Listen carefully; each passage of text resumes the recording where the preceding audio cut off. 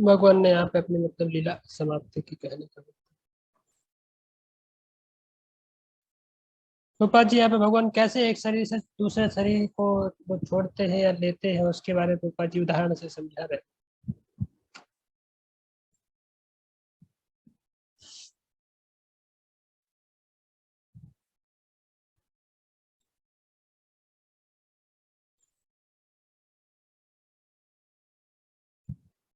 पूर्ण पुरुषोत्तम भगवान ना तो निर्विशेष है न निराकार, किंतु उनका शरीर उनसे अभिन्न है। ऐते वे शाश्वतता, ज्ञान तथा आनंद के स्वरूप जाने जाते हैं। बृहद वैष्णव तंत्र में इसका उल्लेख स्पष्ट उल्लेख है कि जो कोई भगवान कृष्ण के स्वरूप को भौतिक शक्ति से बना मानता है, उसे समाज से सभी प्रकार से अलग कर दिया जाना चाहिए। और यदि संयोगवश कोई ऐसी अविश्वासी का मुंह देख ले ऐसे व्यक्ति का मुंह देख ले तो उसे वस्त्र समेत नदी में कूद कर अपने को स्वच्छ करना चाहिए। भगवान को अमृत या मृत्यु रहित कहा जाता है, क्योंकि उनका कोई भौतिक शरीर नहीं होता। तो किसके विषय में बात कर रहे हैं?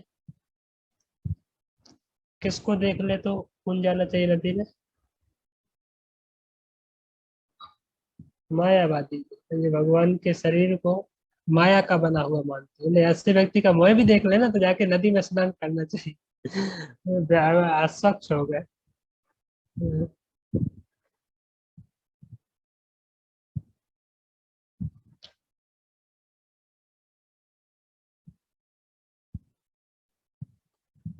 क्योंकि भगवान को अच्छा क्योंकि उनका कोई भौतिक शरीर नहीं होता, ऐसी परिस्थितियों में भगवान का मरना या शरीर त्याग करना एक जादूगर की जादूगरी जैसा है। जादूगर अपनी कलाबाजियों से दिखाता है कि उसके शरीर के टुकड़े टुकड़े हो गए, वह जलकर राख हो गया है या सम्मोहन द्वारा बेहोश हो गया है। तो लेकिन ये सब झूठे प्रदर्शन मात्र है। वास्तव में जादूगर का शरीर ना तो खंड खंड होता है, ना जलकर राख होता है, ना मृत होता है, न जादू प्रदर्शन की किसी भी अवस्था के समय वह बेहोश रहता है।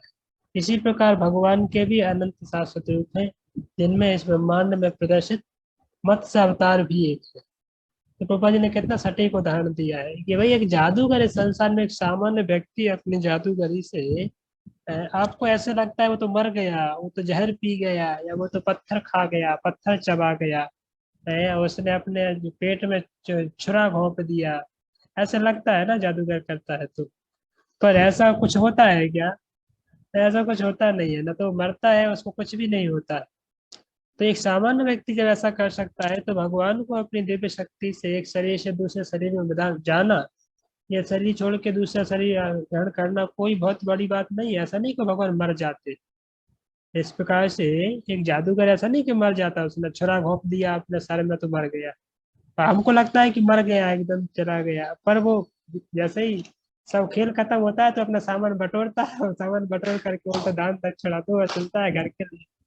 ऐसा नहीं कि उसको हॉस्पिटलाइज करो, अभी चलो ले चलो उसको ओपीडी में ले चलो, या ऐसा कुछ होता है क्या? कुछ नहीं होता है ना। तो एक सामान्य व्यक्ति भी ऐसी कला दिखा सकता है, तो भगवान तो सबसे बड़े कलाकार है भाई, है, कलाकारों के कलाकार है, तो वैसी कला दिखाने में उनको क्या समस्या है?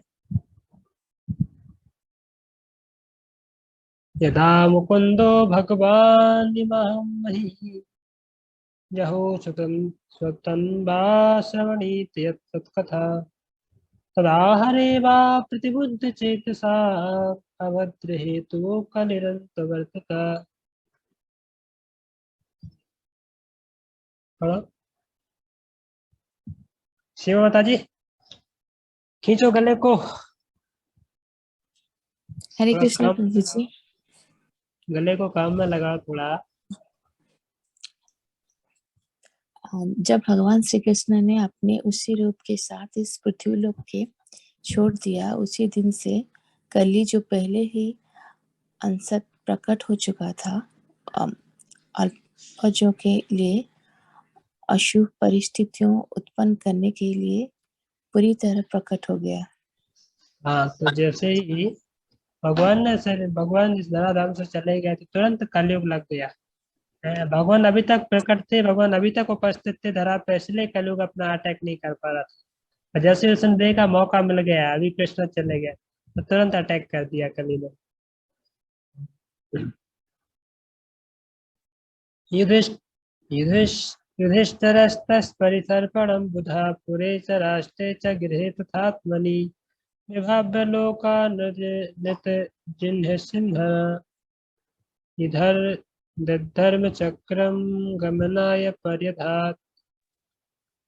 पढ़िए कोई और।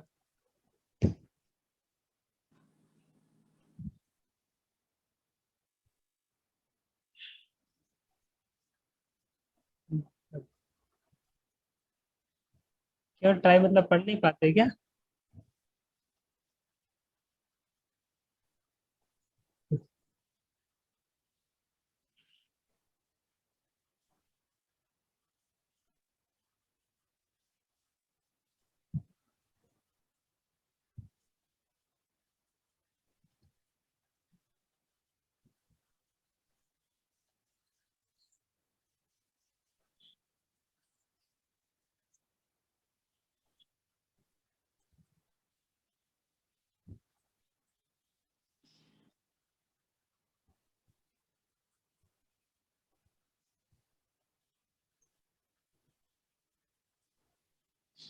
अच्छा तो है आपका। कहाँ खराब है? तो बचपन से हिंदी पढ़ा ही नहीं क्या? कौन सा आपका ओरिजिनल भाषा कौन सा है लोकल?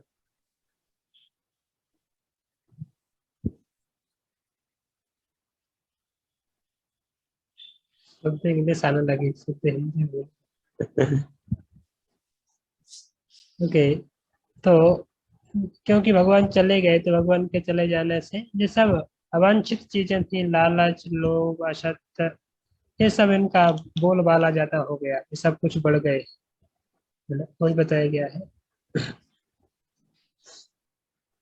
रूपा जी दिख रहे हैं यहाँ पे, सुंदर तात्पर्य रूपा जी दिख रहे हैं।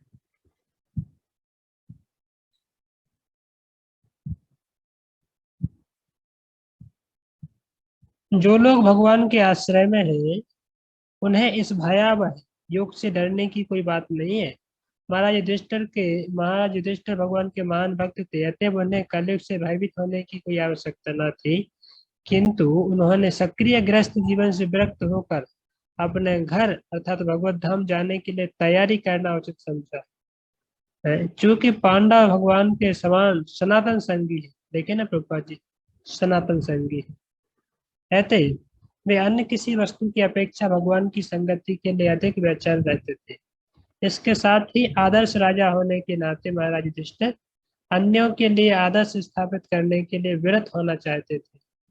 यत यत आचरति श्रेष्ठा है कि जब तक हम यदि संन्यास नहीं लेंगे, हम यदि विरक्त होकर के जीवन नहीं जिएंगे, तो दूसरों को क्या हम आदर्श दे पाएंगे? सब लोग बोलेंगे बुढ़ा तू तो घर में बैठा है, हमको बोल रहा है भक्ति कर। तो कौन मानेगा? इसके साथ ही आदर्श राजा होने के नाते महाराज युधिष्ठिर अन्य के लिए आदर्श स्थापित करने के लिए व्रत होना चाहते थे। ज्यों ही गृहस्थी के कार्यों को देखने वाला कोई नवयुवक तैयार हो जाए, तो मनुष्य को चाहिए कि वह आध्यात्मिक साक्षात्कार तक ऊपर उठने के लिए तुरंत गृहस्थ जीवन का परित्याग कर दे। उसे गृहस्थी के अंधकूप में तब तक सड़ते नहीं रहना चाहिए जब तक यमराज आकर उसे बाहर न खींच निकाले। तो पापा जी बोला ऐसा नहीं कि मरते मरते तो यमराज जी आकर के कुआं में ही उसकी गर्दन दबोच रहे हैं, वो निकल ही नहीं रहा है। तो ऐसे सड़ते नहीं रहना चाहिए गृह बंधकूप में, उसको निकलना चाहिए। यदि कोई परिवार देखने के लिए हो गया जिम्मेदार, तो फिर उसको निकल जाना चाहिए गृहस्थ आश्रम से। आधुनिक राजनेताओं को महाराज युधिष्ठिर से शैक्षिक वैराग्य लेने की शिक्षा ग्रहण करनी चाहिए और नई पीढ़ी को अवसर प्रदान करना चाहिए। यही नहीं कि सेवानिवृत्त अर्थात रिटायर्ड वृद्धों को भी उनसे शिक्षा लेनी चाहिए, और इसके पूर्व कि वे मृत्यु के लिए बलपूर्वक घसीटे जाएं, उन्हें आत्म साक्षात्कार करने के लिए घर छोड़ देना चाहिए। तो ऐसा नहीं कि बुढ़ा बचपन से ही देखो तो नौकरी नौकरी नौकरी नौकरी, फिर गवर्नमेंट नौकरी, फिर ये नौकरी, बाद में रिटायरमेंट भी हो गया तो जाकर के फिर से धंधा खोल लेता है, या फिर से पता नहीं क्या क्या काम ढूंढ लेते हैं। तो काम ही काम जिंदगी भर पूरा घसीटता रहा, रिटायरमेंट के बाद भी छोड़ता नहीं है, नए लोगों के लिए जगह ही नहीं देता है, बैठा है गद्दी पर, छोड़ता ही नहीं है। तो ऐसा नहीं करना चाहिए, उसको चाहिए कि एक सही समय पे आकर के घर गृहस्थी छोड़ करके जंगल जाना चाहिए भक्ति करने के लिए, और राज्य पाठ किसी दूसरों को देना चाहिए ताकि वो लोग अभी चलाए।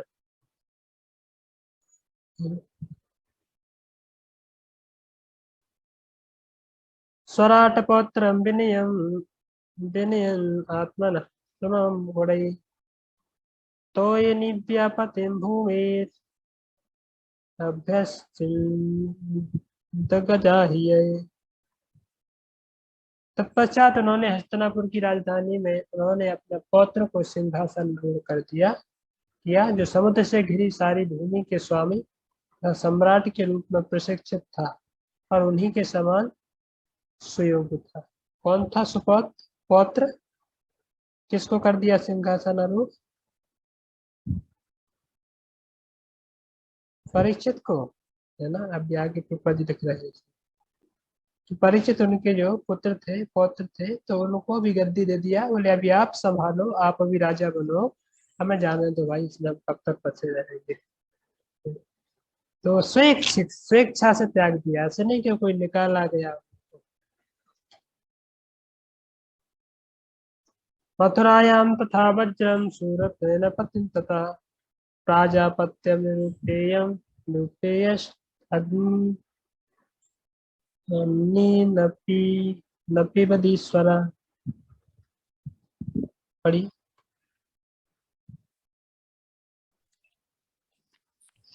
हरे कृष्ण प्रभु जी, मैं पढ़ूं?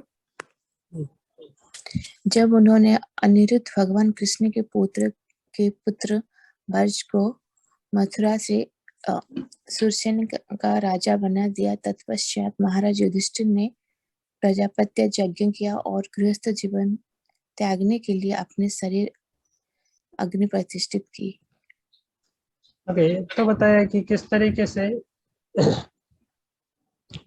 दो राज्य थे, तो यहाँ का जो है इसका राज्य बना, इसका राजा युधिष्ठिर ने बना दिया, हस्तिनापुर का राजा बना दिया इनको, परीक्षित को। और यहाँ पे मथुरा का राजा वज्रनाभ को, अनिरुद्ध के पुत्र वज्रनाभ को मथुरा का राजा बना दिया। और इस तरीके से युधिष्ठिर महाराज ने प्राजापत्य यज्ञ किया और गृहस्थ जीवन त्यागने के लिए उन्होंने प्रण लिया।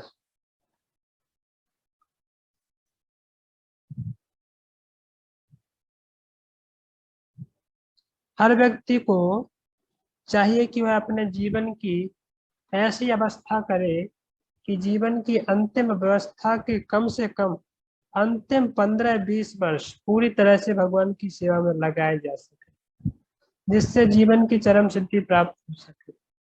यह सचमुच नादानी है कि जीवन का सारा समय भौतिक भोग तथा सकाम कर्मों में लगाया जाए, क्योंकि जब तक मन भौतिक भोग के लिए सकाम कर्मों में लगा रहता है, तब तक बद्ध जीवन या भाव बंधन से बाहर निकलने की कोई गुंजाइश नहीं रहती।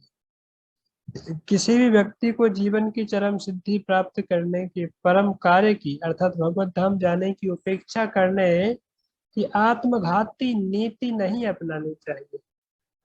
तो रूपा जी लिख रहे हैं कि आत्मघात नहीं करना चाहिए, अपने आप को मारना नहीं चाहिए। आत्मघात मतलब अपनी हत्या कर लेना, अपनी तो लास्ट मोमेंट तक घर में फंसे रहना, घर के ही कारोबारों में व्यस्त रहना, पैसा पैसा पैसा, नाती पोता ये वो, तो क्या है, वो आत्मघात करने के जैसा है।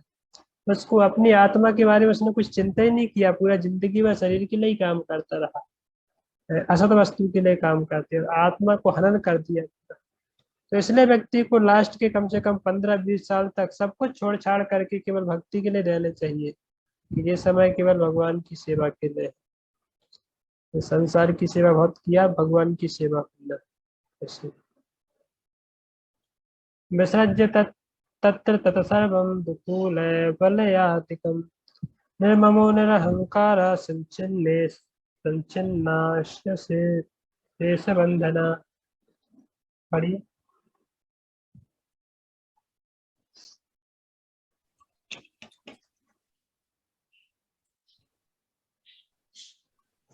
हरे कृष्ण। महाराज युधिष्ठिर ने अपने सारे वस्त्र, कमर, पेटी तथा राजसी आभूषण तुरंत त्याग दिए और वे पूर्ण रूप से उदासीन तथा प्रत्येक वस्तु से विरक्त हो गए। ये पढ़िए।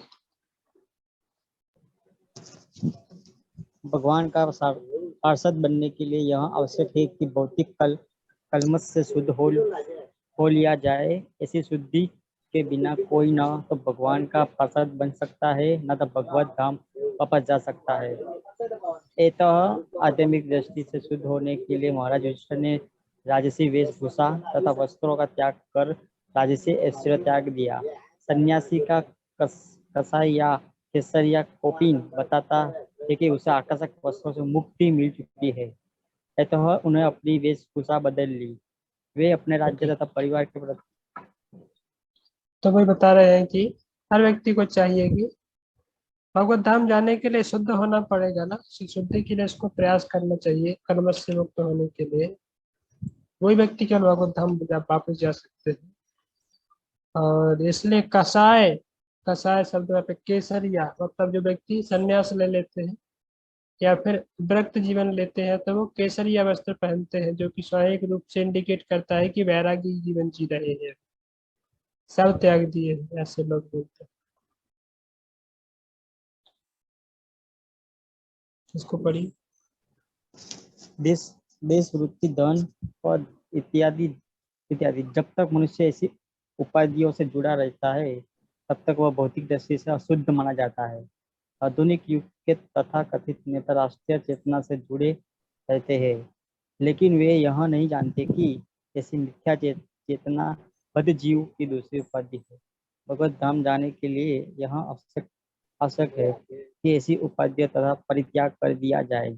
वे लोग मूर्ख हैं जो राष्ट्रीय चेतना में मरने वालों की पूजा करते हैं। लेकिन लेकिन यहाँ पर महाराज युधिष्ठिर ने उसका उदाहरण है, जिन्होंने जिन्होंने जिन्होंने राजा होते हुए भी इस राष्ट्रीय चेतना से रहित होकर इस संसार से जाने के लिए तैयारी की। फिर भी लोग उन्हें आज तक याद करते हैं, क्योंकि वे एक महान पवित्र राजा थे और लगभग भगवान श्री राम के ही समान स्तर पे थे। क्योंकि संसार में ऐसे पुण्य आत्मा राजाओं का प्राधान्य था, अतः वे सभी तरह से सुखी थे और ऐसे महान सम्राटों के लिए विश्व पर शासन चलाना संभव हो पाया। हाँ, तो कृपा जी लिख रहा है यहाँ पे कि भाई भगवत धाम जाने के लिए एक आवश्यक है कि उसको उपाधि से मुक्त होना चाहिए, सर्वोपाधि विनिर्मुक्तम। कृपा जी एक अच्छा पॉइंट लेके, वे लोग मूर्ख हैं जो राष्ट्रीय चेतना में मरने वालों की पूजा करते हैं। तो अब देखते हैं ना लोग, गांधी जयंती, ये जयंती, वो जयंती बोले हमारा ये वतन हम जान कुर्बान कर देंगे, क्या क्या गाना गाते रहते हैं, देश के लिए मर जाएंगे, मिट जाएंगे, हम मिटे हुए गांधी हमारे प्राणों से प्यारे, बापू हमारे, क्या क्या लोग पागल जैसे गाते रहते हैं। विवेक, सुभाष चंद्र, वो दुनिया भर के। आपने देखो अभी जैसे गणतंत्र दिवस आएगा, स्वतंत्रता दिवस आएगा, तो कैसे कैसे लोग कौन कौन से गाना गाते हैं? तो उनके लिए जान कुर्बान कर देंगे, वो वतन था हमारा, वतन के प्यारे हमारे। वो सब पागल लोग हैं जो इस प्रकार की। वो तो मर गया राष्ट्रीय चेतना में, भौतिक चेतना में, जब भी उसके पीछे मरना चाहता है उसी चेतना में, तो ना तो उसको कोई सिद्धि प्राप्त हुई, ना ही इसको कोई सिद्धि प्राप्त हुई। ये सब पागलपन है, बोले उनको पता ही नहीं कि एक मरना है तो किसके लिए है और जीना है तो किसके लिए। तो ये केवल ये कला होती है, भक्तों के पास होती है। तो इस संसार में ऐसी युधिष्ठिर महाराज ऐसा नहीं कि अभी वतन के लिए जान देते हैं, ऐसे नहीं। जब तक वो राजा थे तो राज्य किया और बाकी उसके बाद भगवान की भक्ति में लग गए और पूर्ण तरह से सारी की सारी उपाधियों से निवृत्त हो गए, ऐसे बता रहे थे।